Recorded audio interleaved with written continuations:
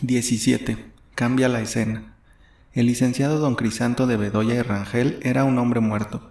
La prisión lo resucitó, desde que, a no dudarlo, se supo por el acreditado periódico La Sabiduría que no cabía duda de que estaba incomunicado en uno de los lóbregos y sucios cuartos del antiguo convento de Santiago, convertido en prisión militar. El público, es decir, el público que se ocupa y vive de chismes de política, y que esperan mejorar de fortuna con uno o más cambios de personal en el ministerio, lo consideró como un personaje gigantesco y sobrenatural, que tenía en su mano cerrada la suerte y los destinos de la República y que no tenía más que abrirla para que saliera, según su voluntad, un enjambre de desgracias o una lluvia de oro que vendría a fertilizar las profundas bolsas vacías y secas de los partidos y del partido vencido o caído que hacía la oposición al gobierno existente.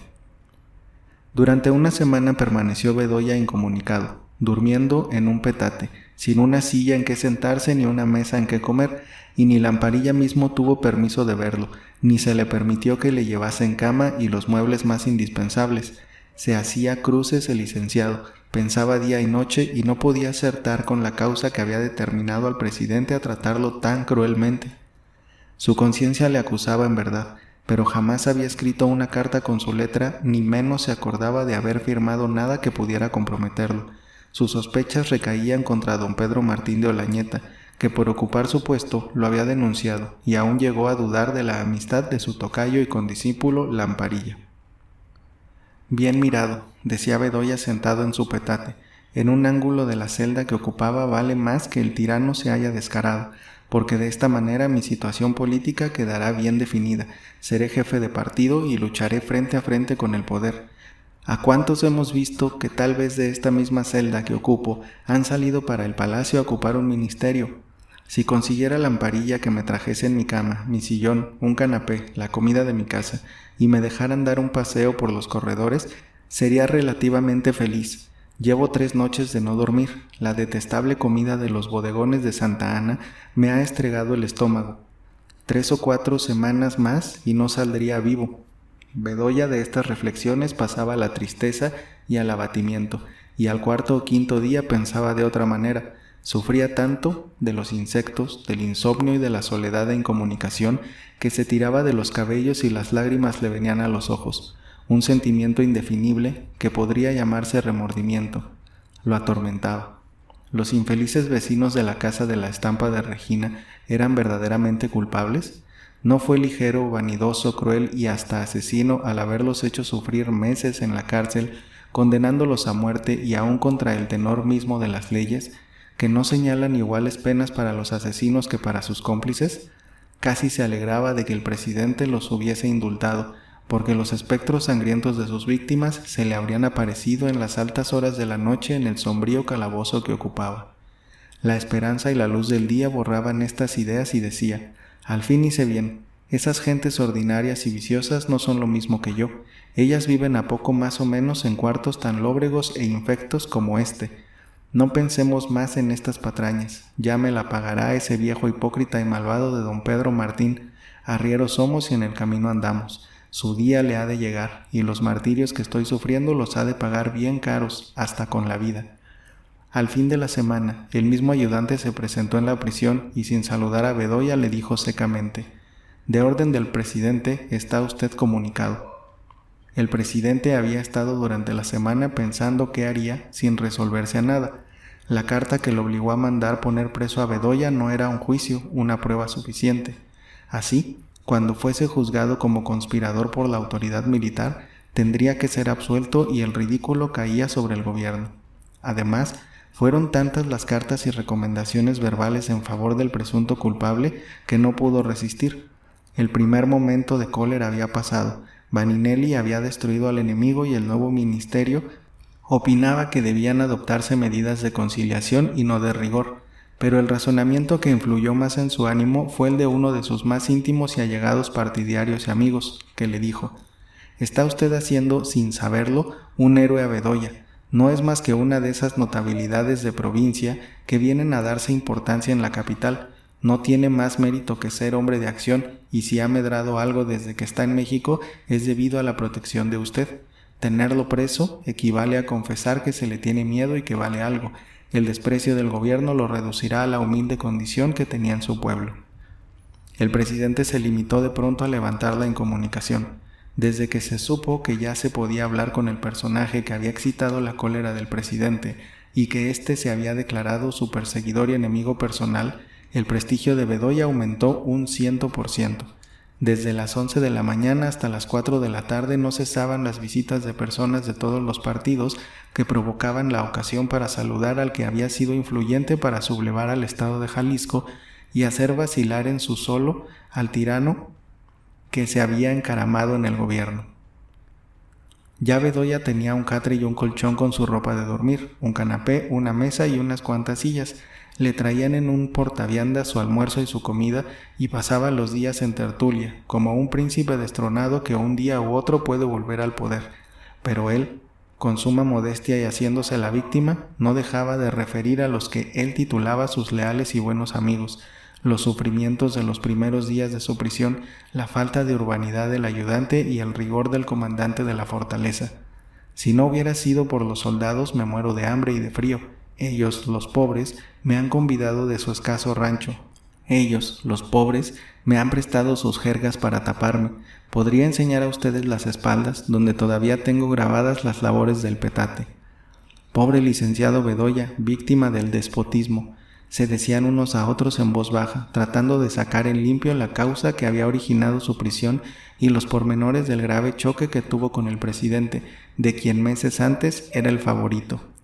En este punto Bedoya era más modesto y aseguraba que él jamás había faltado en lo más leve al respeto y a la amistad, que la verdad era que diferían en algunos puntos de política y que él le había aconsejado, pero que no habiéndose llevado de sus consejos, había estallado la revolución en Jalisco, donde el sanguinario Vaninelli había hecho horrores, que él ponía la mano en su corazón y se consideraba completamente inocente, que suponía que su prisión la había originado alguna calumnia de los muchos enemigos que tenía, porque en el cumplimiento de sus deberes ni andaba con contemplaciones ni transigía con nadie.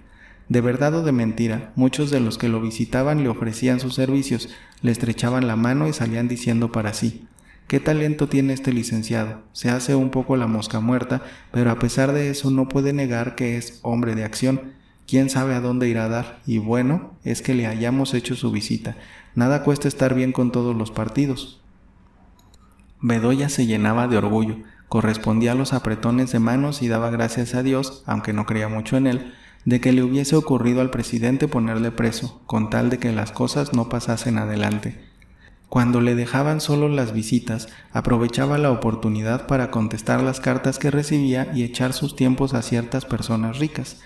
Muy respetable y estimado amigo, privado de mi empleo y de mis bienes y reducido a una estrecha prisión, aunque con mortificación ocurro a la generosidad de usted, suplicándole me haga el favor de prestarme 200 pesos que le devolveré tan luego como me halle libre y reciba de mi tierra fondos, que espero de un momento a otro, procedentes de las rentas de mis fincas. Dándole las gracias de antemano, quedo a su disposición como su más atento SSQBSM, licenciado Crisanto de Bedoya y Rangel. En su estrecha prisión de la fortaleza de Santiago Tlatelolco, así escribía diariamente 5 o 6 epístolas que Lamparilla hacía llegar a su destino. Unos contestaban de acuerdo y remitían el dinero, otros se excusaban y el mayor número, queriendo más bien perder el amigo que el dinero, le devolvían la carta con otro sobrescrito y no volvían a aparecer a visitarlo.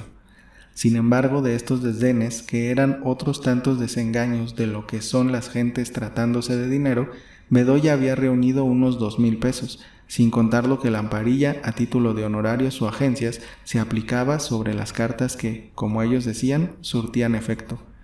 Durante 3 semanas era un verdadero jubileo. Una fila de coches estaba siempre en la puerta y una fila de gente subía y bajaba por las viejas escaleras. Los ociosos y descontentos habían formado una especie de punto de reunión para hablar de política y tomar el sol en los corredores. El comandante de la prisión llegó a molestarse, puso en conocimiento del gobierno lo que pasaba y el presidente se decidió a hacer cesar tal estado de cosas. Una mañana se presentó el mismo ayudante, regañó de parte del presidente al comandante de la prisión por su tolerancia echó a la calle groseramente a las visitas y cuando Bedoya estuvo solo, sin saludarlo, le dijo secamente: «De orden del presidente, prepárese usted para salir dentro de 4 días para la isla de los caballos, y entre tanto queda usted incomunicado». Bedoya se puso como muerto. Quiso decir algo al ayudante, pero éste había ya salido sin siquiera volver la cabeza. Bedoya le era muy antipático por haber sentenciado a los vecinos de la estampa de Regina y lo trataba lo peor que podía. Lamparilla, como tenía de costumbre, visitaba a su condiscípulo los más días, a la hora que se lo permitían sus amores y sus ocupaciones, entre las que contaba la muy importante de dar los buenos días a Cecilia, hablarle algunas palabras y preguntarle si algo se le ofrecía. Lamparilla estaba medio loco de alegría después que Cecilia, al revés de lo que siempre acontece y toca al hombre, le había dado palabra de casamiento y revolvía en su cabeza 1000 proyectos, hasta el de transar y reconciliarse con los Melquiades con tal de terminar el complicado negocio de los cuantiosísimos bienes de Moctezuma III. Sin concluir ese negocio, el casamiento era imposible. Cecilia se lo había repetido. No quería ella ponerse en el más completo ridículo viviendo en la capital y vistiendo el traje de las señoras ricas, que no sabía llevar, a la vez que con el de china y mujer del pueblo era la admiración de cuantos miraban su pie desnudo, terso y rebosando un trozo lustroso de su empeine sobre el calzado fino de seda. A la pregunta de Estampilla, Cecilia respondió un día al licenciado: «Se me ofrece, señor licenciado». «¿Por qué no me dices Crisanto? Te lo he suplicado», le interrumpió Lamparilla. «Eso será después y cuando se gane ese pleito, que nunca se ganará», le respondió Cecilia. «Aún entonces, quién sabe si lo podré hacer, pues los pobres siempre tenemos respeto a los decentes y a los ricos como usted». En esos momentos Lamparilla no tenía 10 pesos juntos y se le figuró que la frutera se burlaba de él. Medio enojado, le dijo con seriedad: «Vamos, acaba. ¿Qué se te ofrece?» «Se me ofrece, señor licenciado», continuó Cecilia sin notar la seriedad de su pretendiente, «que las cosas no pueden quedarse como están. No me parece que sea culpable el viejecito del tendejón de la esquina, pero no me quiero meter en eso, sino en lo que me toca. Nada tengo que hacer con la justicia. Todo el mundo, y el primero usted, sabe lo que pasó.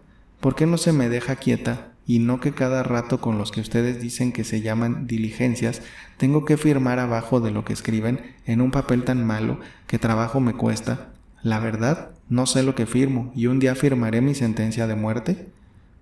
«Pues que usted dice que es tan amigo del juez que se me ofrece que me dejen en paz y es cuanto, y no me parece mucho. Quedará servida y pronto. Dejaré para mañana la visita de don Pedro Martín. Me voy en el acto a buscar al juez y tratar de que se termine, en lo que a ti te toca, el negocio. ¿Y a Pantaleona, que le toca más que a mí?» «Por supuesto, y no hay ni para qué decirlo. Dentro de una semana, cuando más, concluirá», le contestó muy contento de poder prestar a su idolatrada frutera un nuevo servicio. De la casa de Cecilia, donde había tenido lugar esta corta conferencia, Lamparilla se dirigió a la de Bedoya. Solo que la que iba a tener con él debería ser más larga y de doble interés. La asonada de Jalisco, si no se propagaba y triunfaba, por lo menos desorganizaría el ministerio, y con otras personas en esos puestos, quizá resolverían favorablemente él y Bedoya la cuestión del dinero que les faltaba. Ya habría una reconciliación con el presidente. Sobre todo, volverían a enderezar el negocio de los bienes de Moctezuma III, que en esos momentos era enteramente favorable a los reclamantes de España. Ni Lamparilla ni Bedoya se creían autores de la revolución, pero sí sospechaban que sus intrigas, los anónimos enviados con profusión a multitud de personas y las cartas con sentencias y palabras equívocas y misteriosas imitando la letra de ministros, coroneles y oficiales, habían surtido efecto, y que, sin que ellos mismos supieran, se había organizado una conspiración de importancia. Verdad es que Valentín Cruz no había escrito más que una vez a Bedoya, pero había recibido por el correo unos 10 ejemplares del plan en que figuraba el artículo importante de pedir la separación de los ministros. Con estas y otras ideas análogas, llegó a la casa de su amigo y subió las escaleras. El portero quería hablarle, pero no le hizo caso. Se entró en la recámara, que encontró en el más grande desorden, registró las piezas y no encontró ni aún a la cocinera. Fue entonces cuando hizo caso al portero que lo seguía y supo por él que Bedoya había sido arrebatado tan violentamente durante la noche que ni los calzoncillos ni los calcetines se pudo poner, y en efecto estaban tirados en el suelo. El primer sentimiento de Lamparilla no fue indagar dónde había sido llevado su amigo para socorrerlo e interesarle por él, sino cuidar por su propia persona, marcharse de la casa y esconderse. Estaba seguro de que la conspiración había sido descubierta y que la vanidad o la imprudencia de Bedoya los había comprometido. Ordenó al portero que recogiese y guardase la ropa esparcida por las piezas, que despidiese de pronto a la cocinera cuando regresase, que cerrase la casa y que él volvería al día siguiente. Dadas estas disposiciones, volvió a bajar las escaleras con precaución y mirando de un lado a otro, evitando los conocidos para no detenerse en hablarles. Así llegó al convento de San Francisco, donde pidió hospitalidad y asilo al padre Pinzón, del que nos ocuparemos en su lugar. El que no tuvo dificultad en concedérsela y le destinó una de las celdas más apartadas. Allí fue sabiendo sucesivamente lo que pasaba. La noticia de la derrota de Valentín Cruz lo abatió a tal grado que el padre Pinzón lo creyó enfermo, y a fe que había razón para ello. Sus esperanzas de un próximo casamiento se desvanecían como el humo, y los bienes que él codiciaba, porque los consideraba como suyos, olvidándose del heredero y de doña Pascuala, se repartirían en definitiva entre los Melquiades y los de España, y él quedaría reducido a los negocios que le proporcionaba don Pedro Martín de Olañeta, sin probabilidades de hacer una fortuna que le permitiese comprar una hacienda. La noticia del cambio de ministros, entre los que contaba uno que podría ayudarlo en sus asuntos, y la vuelta de don Pedro Martín al juzgado, le volvieron el ánimo y casi se alegró de que Bedoya estuviese preso. Este Bedoya, dijo, como si alguno lo escuchara, tiene más presunción que talento, su amor propio lo pierde. Si no fuera por mí, no habría sido ni alcalde de barrio. Alguna de sus cartas ha caído en manos del gobierno o ha hecho por pura vanidad una tontera. En cuanto a mí, estoy seguro de que no he escrito a nadie con mi nombre y desafío al más consumado maestro de escuela a que descubra que yo he escrito las cartas que se parecen a la letra de los ministros. Claro, ya tengo la clave, por eso han abandonado sus sillas los ministros, y no sería extraño, tanto se ve en nuestro país, que los ahorcaran en unión de Bedoya. Me alegraría por bestia. Fortalecido con tal género de reflexiones, se atrevió a salir a la calle. Creyó que era mejor afrontar la situación de una vez, presentarse en la prisión de Bedoya tan luego como estuviese comunicado y llenar, aunque fuese en apariencia, los deberes de la amistad. Lo hemos visto prestando diversos servicios a Bedoya en su desgracia y aprovechando la ocasión de sisar algo de los dineros que colectaba por medio de las cartas que se ha dado muestra.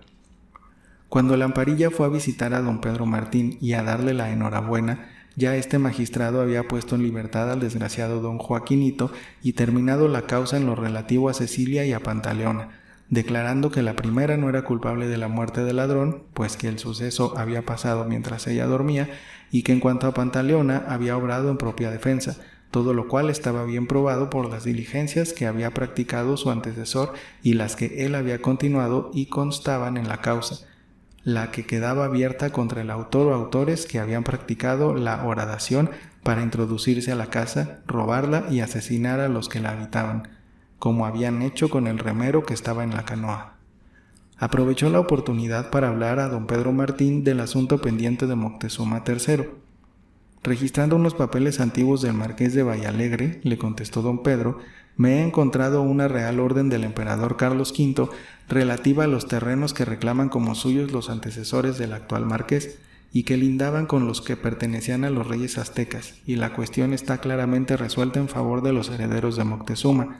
Seguramente era la real cédula que debe encontrarse en el ayuntamiento de Ameca y que usted fue a buscar. Con razón los Melquiades se opusieron y prefirieron matar a usted antes que permitir que registrase el archivo. Con esta real cédula tiene usted ganado redondo el punto a los de Madrid, y no falta sino la fe de bautismo del ahijado de doña Pascuala, que usted llama Moctezuma III, para que el gobierno haga la declaración terminante y ponga al legítimo heredero en posesión de los bienes, que de veras son cuantiosos. Yo sé mejor que usted cuáles son, pues que he leído todos los voluminosos títulos del marqués de Vallalegre, y se hace mención de la mayor parte de ellos con motivo a linderos y a concesiones de tierras hechas por Carlos V y la reina doña Juana.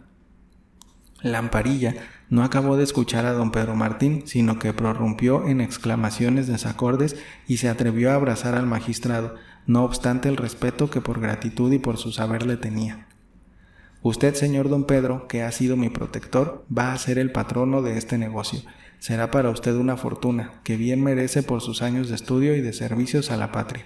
Renuncie hoy mismo al juzgado y dedíquese a este negocio justo y legal, según usted mismo lo ha calificado. Sus honorarios serán una hacienda, donde irá usted a descansar, a reponer su salud y a vivir feliz e independiente por el resto de la vida. Don Pedro Martín sonrió tristemente. Se le pasó por la cabeza que bien podría realizar, en compañía de Casilda, ese idilio pastoral que con tanto entusiasmo le proponía Lamparilla. El negocio presentaba por todos lados buen aspecto. La fe del bautismo de Moctezuma III podría fácilmente encontrarse en una de las parroquias de México o de los pueblos del valle, quizá en Ameca mismo. No era obra más que de paciencia y de gastar algún dinero. Se quedó un momento con la cabeza inclinada y reflexionando. Después de unos momentos contestó con una sonrisa amarga: imposible. He admitido el juzgado y no volveré a separarme sin la voluntad del presidente. Me concedió la vida de los infelices que la torpeza o la maldad de su amigo, de usted, Bedoya, había condenado a muerte, y en cambio le ofrecí mis servicios. Cuando me ha ocupado, he cumplido mi palabra. Usted habría hecho lo mismo, ¿no es verdad? Tiene usted razón, pero creo que el servicio del juzgado no impedirá que se ocupase usted de un asunto enteramente ajeno y distinto de los que se versan. Consejos y nada más puedo dar a usted, y cuando juzgue que es oportunidad de continuar el negocio, no creo habrá dificultad de que un escribano saque copia de lo contundente que se halla contra los títulos de la hacienda de Coxtitlán, que perteneció al marqués de Vallalegre, pero le escribiré al marqués, sin cuyo consentimiento nada puedo hacer. Lamparilla no quedó muy contento con esta cortapisa, pero al fin, confiado en la bondadosa protección que le dispensaba el licenciado, se retiró, deshaciéndose antes en agradecimientos y estrechando varias veces la mano de don Pedro Martín. No es necesario decir que en el acto, y sin pensar en comer ni menos en ir a visitar al preso, se fue en busca de Cecilia, a la que anunció que el negocio estaba ganado, que antes de un mes estaría en posesión de los bienes, que dispusiera todas sus cosas, vendiera las canoas y las casas de México y Chalco, o dejase sus negocios a cargo de Pantaleona y dispusiese lo necesario para la boda. Cecilia no se hallaba segura ni en Chalco ni en su casa de México, ni aun en el mismo puesto de la plaza, lleno constantemente de gente y cercano a palacio.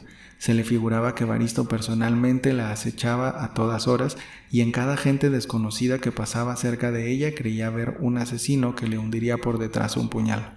Tenía bastante energía y valor para luchar personalmente con Evaristo, pero la acobardaba el asesino invisible. Así, las proposiciones de Lamparilla fueron muy bien acogidas. Cerró los ojos sobre los inconvenientes de un matrimonio desigual, con tal de tener una persona que la protegiera y de abandonar México y Chalco y vivir encerrada, pero segura en una de las haciendas de que iba a ser dueño Lamparilla. No eran de igual naturaleza las impresiones y pensamientos de don Pedro Martín. La asonada de San Pedro y su pronta y aparente conclusión había modificado o cambiado las escenas de la vida de nuestros personajes. Bedoya, sentenciado a destierro de quién sabe cuántos meses o años en la mortífera isla de los caballos. Lamparilla en vísperas de hacerse dueño de valiosas y pintorescas haciendas. Los tres muchachos habitantes de Santa María de la Ladrillera con las jinetas de sargentos, pues Vaninelli, informado por el cabo Franco, los había hecho sargentos en el mismo campo de batalla y el gobierno lo había aprobado. Don Pedro Martín vuelto al despacho de su juzgado y en la más crítica y difícil situación. Sabía y tenía las pruebas de que el capitán de rurales, que en tan pocos meses había logrado una fama de honrado y de valiente, no era otro más que el asesino de Tules, el jefe de los bandidos de Río Frío y el autor de la horadación de la casa de Cecilia. Pero ¿podría al mismo tiempo ser acusador, testigo y juez? Imposible. ¿Inducir y obligar a Cecilia a que fuese acusadora? Tampoco. Era perjudicar y complicar en una causa a una mujer cuyas prendas conocía y estimaba y entregarla a la venganza de Evaristo, si éste no era, por cualquier motivo, castigado con la pena de muerte o con cadena perpetua. Hacer conocer en lo particular al presidente la clase de persona que era el famoso capitán de rurales era lo más práctico, pero el papel de denunciante le desagradaba y también temía por los servicios reales o fingidos que había prestado en los últimos días. El presidente no diese mucha importancia a esta confidencia, o cerrase el ojo de pronto, atendiendo el estado incierto de la política y los rumores que circulaban de una próxima y formidable revolución. no obstante la derrota de Valentín Cruz y el cambio del ministerio. Aconsejar e instigar al presidente a que mandase a Vaninelli, puesto que ya no era necesaria su presencia en Guadalajara, para que sorprendiese a la fingida escolta, que no era más que una banda de ladrones, y colgase en un árbol al capitán de rurales, era lo más fácil y definitivo, pero no cabía en el carácter y en los sentimientos religiosos de don Pedro Martín un proceder semejante, así fuese con el más detestable asesino, como lo era Evaristo. Desechó este extremo como mal pensamiento y los otros como difíciles y sembrados de inconvenientes en la práctica.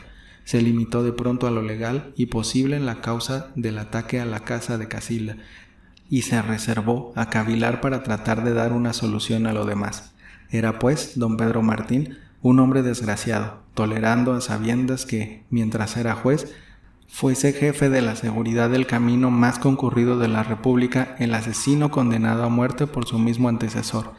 No tenía más que decir una palabra, pero esa palabra no la podía decir. Aumentó más su disgusto y las turbaciones de su conciencia el artículo del interesante y popular periódico La Sabiduría, que ya conocen los lectores, y del cual recibió 6 ejemplares, después de la grande y solemne frase «Dios salve a la República», inventada un día 16 de septiembre por uno de nuestros grandes políticos y hombres de Estado.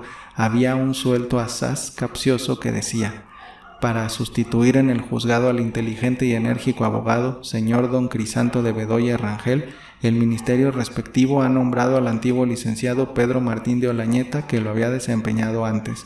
En cuanto a Evaristo, su comportamiento desde que regresó a lo que él llamaba ya sus tierras, con el grado de teniente coronel, fue de los más irregulares y arbitrarios. Se entiende con los indios y gente pobre e indefensa, exigiendo ya sin disimulo la contribución semanaria de pollos, quesos, mantequillas, legumbres y cuanto más podía, de manera que vivía en medio de la abundancia, pero atormentado con la idea de ser denunciado por Cecilia, por don Pedro Martín de Olañeta y aún por el mismo Lamparilla, a quien miraba con desprecio, pero que llegó a temer. Resolvió, pues, matar a los 3, juntos o separados, a una misma hora o en distintas épocas.